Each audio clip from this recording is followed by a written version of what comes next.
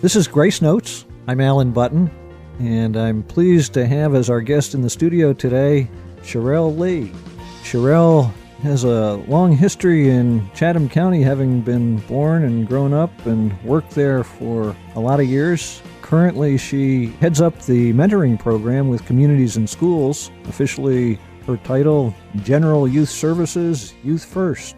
Shirille, welcome. Thank you. We're going to talk about your history, your involvement over the years with children, especially through the mentoring and the fostering you've done. But before we get into that, tell us a little bit about your background, your growing up years, family, and so forth. Well, I grew up in Siler City. My family traces back 3-4 generations, and so lots of family there. Attended school in Siler City, attended church there, very active in the community in Siler City, and now Chatham County. You were telling me, I think before we came into the studio, that with your long family history there, you actually think it would be pretty easy to trace things back to the original 3 plantations in Chatham County. Did I get that right? Yes. My mother's family was a Hedden, and it's kind of been traced back by other family members to a plantation that was between Pittsboro and Siler City that belonged to the Heddens and the Austins. Interesting. Also, speaking of school, I know you've got a connection with one of our show hosts here at the station. Yes. What's that about? So Tommy Edwards. Edwards, our eminent Saturday evening bluegrass show host. Yes. Before he was bluegrass show host, he taught at Chatham Middle School, 7th grade, health and PE, and he jokes with us now that he was just a few years older than his students, because my class has been out of school almost 35 years. Well, we won't do the math here. We won't do the math. We'll leave that to other people. Tell us how you got into your work with communities and schools, Shirille.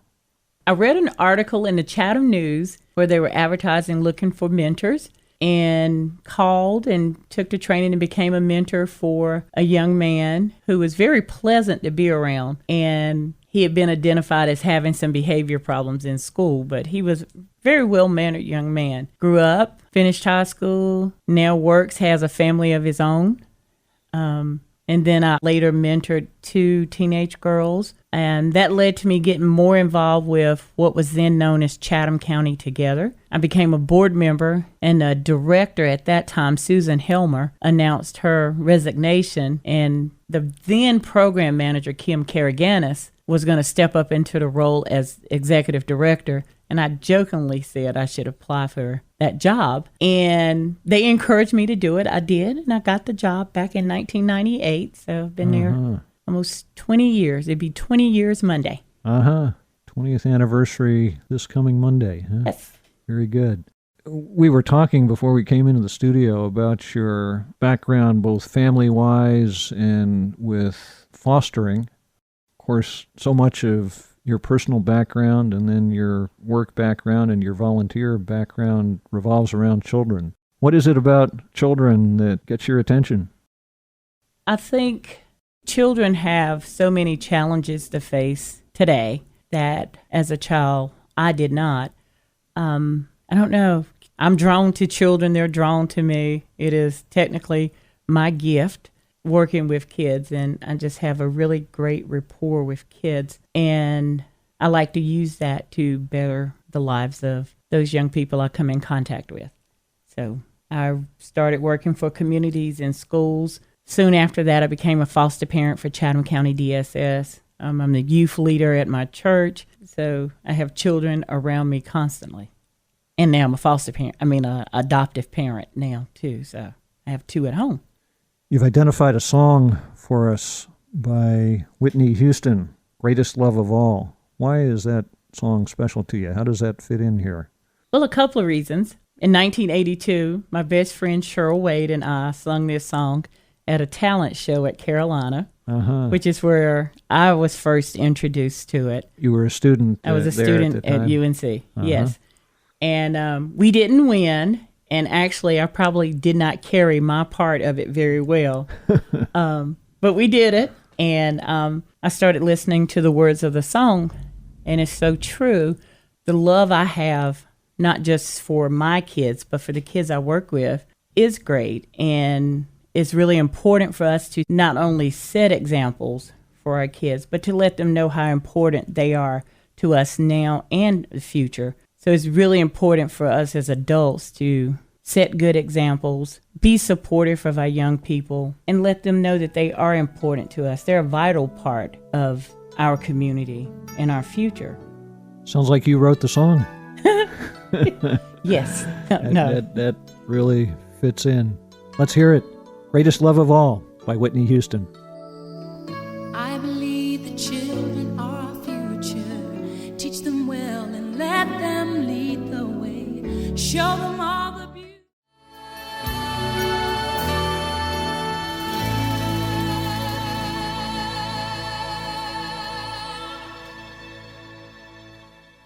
That was Greatest Love of All by Whitney Houston.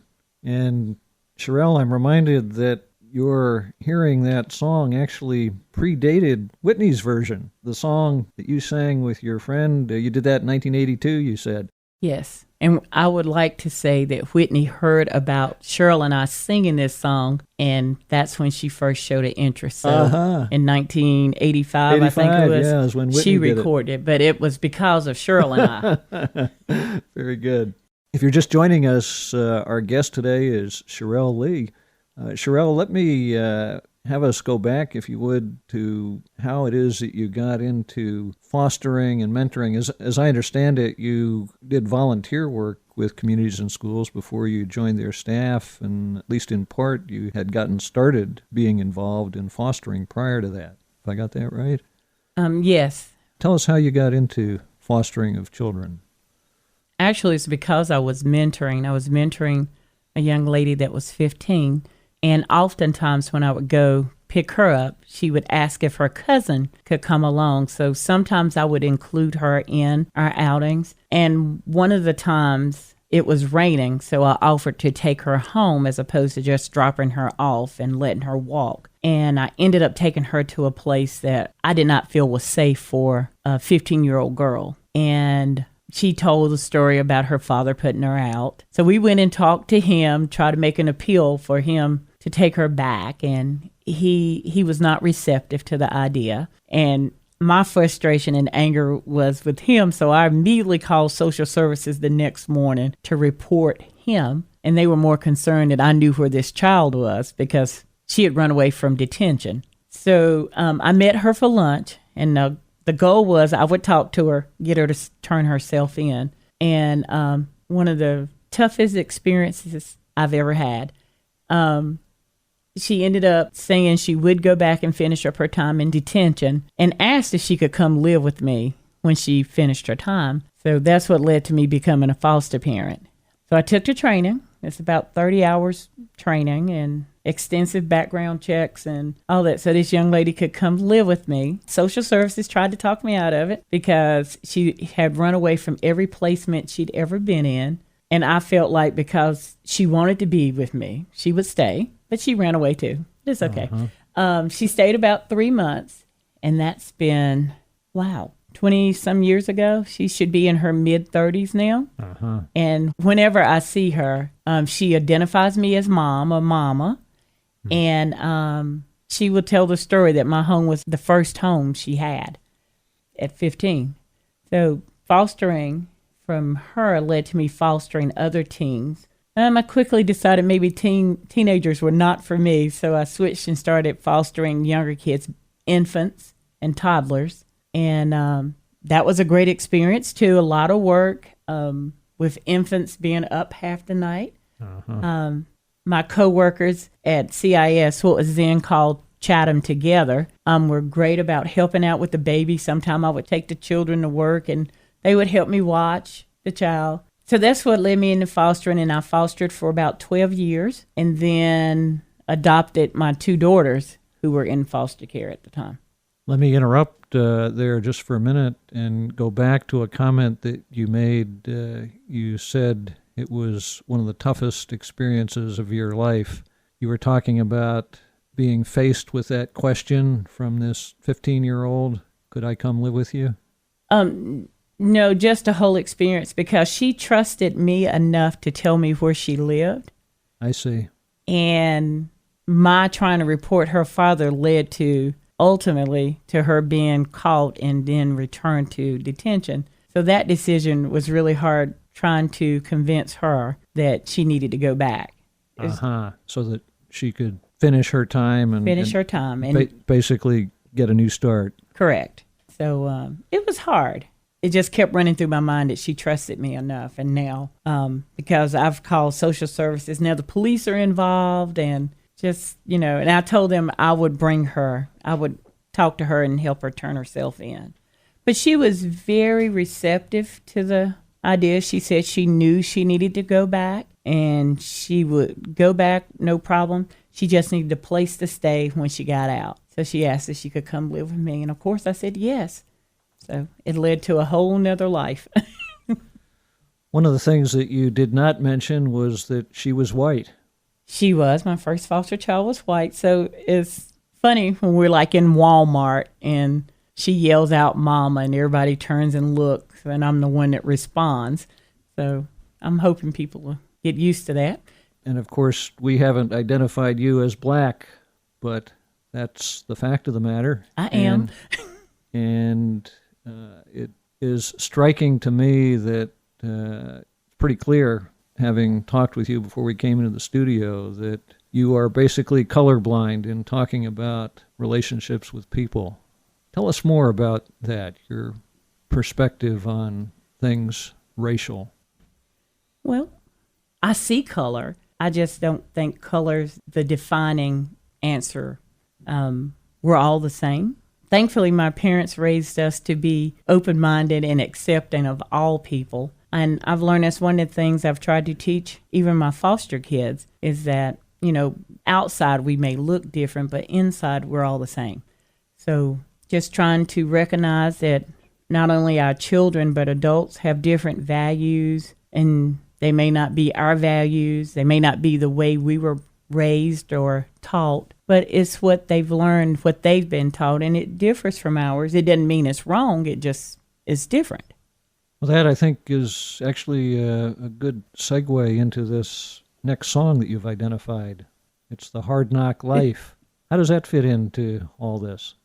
I selected this song because life is hard. As adults, we think it's hard for us, but our children face many challenges, a lot of challenges that I as a child did not have to deal with or face. But there are challenges out there and they get knocked around a lot, but it's not the end. And we have to encourage them. Life throws some obstacles in our way, but we've got to get up and keep moving forward. And particularly for kids in the foster care system, you hear so much negativity around foster parents, those that have done wrong by their kids, who have abused the system, abused the kids, who are only in it for money. But there are some really good foster parents out there that care about the children and their futures and trying to encourage them to overcome whatever they've had to deal with in their brief lives, and that there's hope out there, and to inspire them to do better, to want more, to be more. How did you first, or when did you first hear this song? So this song was a part of the movie Annie that I actually took my two daughters to see. And the song just struck a chord with me because truly it is a hard knock life. And like I said, our children just have to deal with so many things coming at them. But it showed me, and the movie shows, how resilient kids can be. They just need somebody to support and encourage them. Well, speaking of fostering, there's actually a line, as you well know, in this version of the song from the movie, "No one cares for you a smidge when you're a foster kid." Let's hear it. It's The Hard Knock Life from the original motion picture soundtrack in 2014 from the film Annie.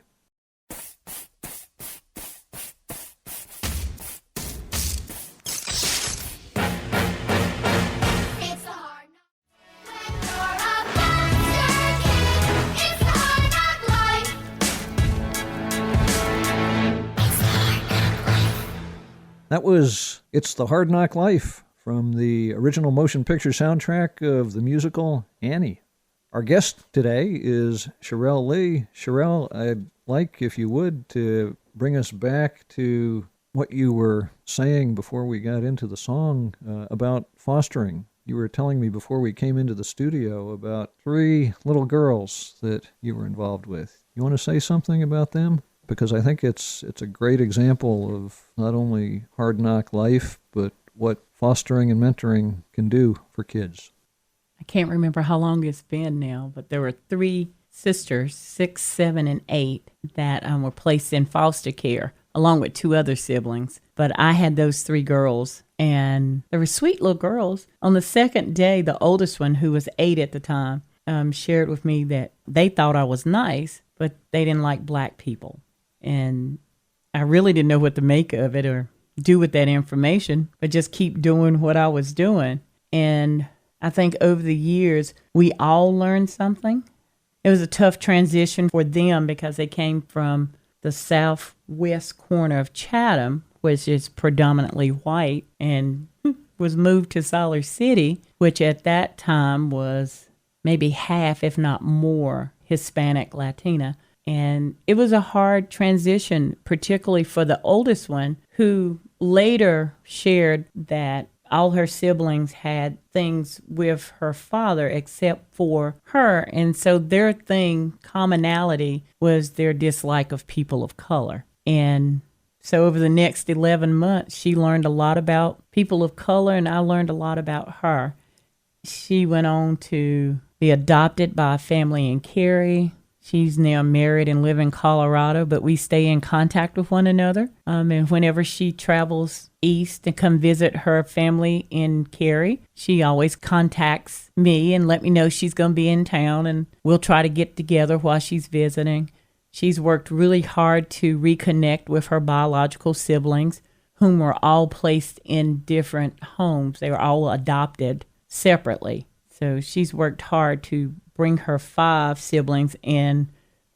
She had a sister that was born while they were in foster care. So the 6 of them, she's worked hard to reconnect and to stay in touch with one another. And those 6 kids had a very challenging start in life, as I understand it.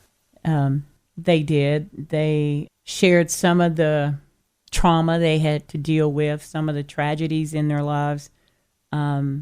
A parent that was physically abusive. There were some allegations of sexual abuse. So they were dealing with a lot. And I felt like my job was to show them love, regardless of some of the things they were saying, that people are people, regardless of the color of their skin. And my being nice or being mean has nothing to do with the color of my skin. It's about my character. So I think they learned that. I certainly learned a lot about how resilient our children can be, because they certainly first faced a lot of adversity, but they managed to overcome it, and they're doing well now. And I know a lot of kids in the foster care system might not do as well as they have. There are definitely challenges. There are folks that foster for the wrong reasons, but I certainly hope that people that go into foster care are going in for the right reasons. Tell us a little bit about your own adopted daughters. Oh, wow. So they're siblings, they're sisters. You first connected with them through fostering, is that right? Fostering. Originally, they were going to be placed in foster care or kinship placement, because I am related to the family, for 1 month. That's what they were giving Mom, and they were going to be doing some parenting classes with Mom. My oldest daughter has a mild case of cerebral palsy and some pretty significant developmental delays. So the goal was they were going to work with her on dealing with this child that had a disability. But she later decided that she would relinquish her rights to them. So I adopted them. When they arrived in my home, they were 4 months and 15 months old. And that was almost 13 years ago. So we've learned a lot. I have definitely learned a lot about parenting. It's not as easy as people make it out to be. But it's wonderful. It's a wonderful experience. And the girls, given their circumstances, are doing well. The girls are doing very well. They're 7th and 8th grade at Chatham Middle in Siler City, and they're growing and learning.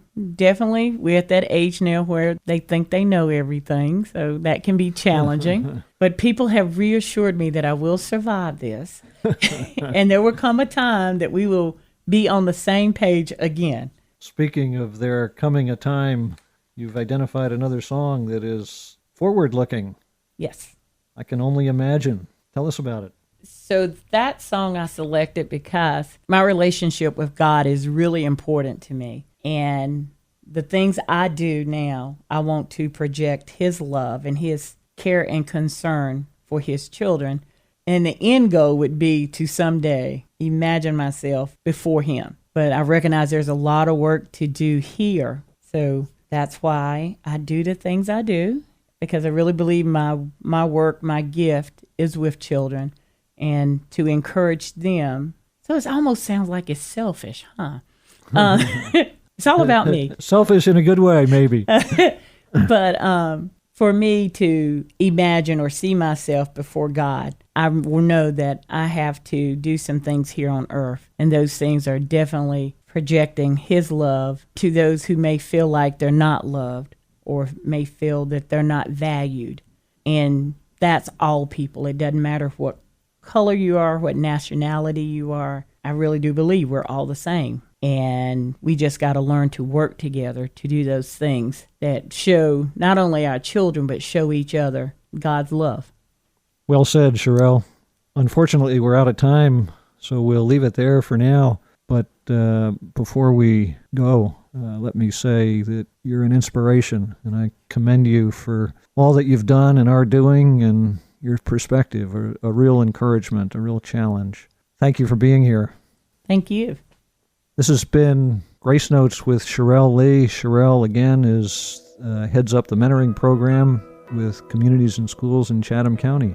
And we're going to go out with the song she just talked about, I Can Only Imagine, by Mercy Me. I can only imagine what it will be like when I walk by your pew.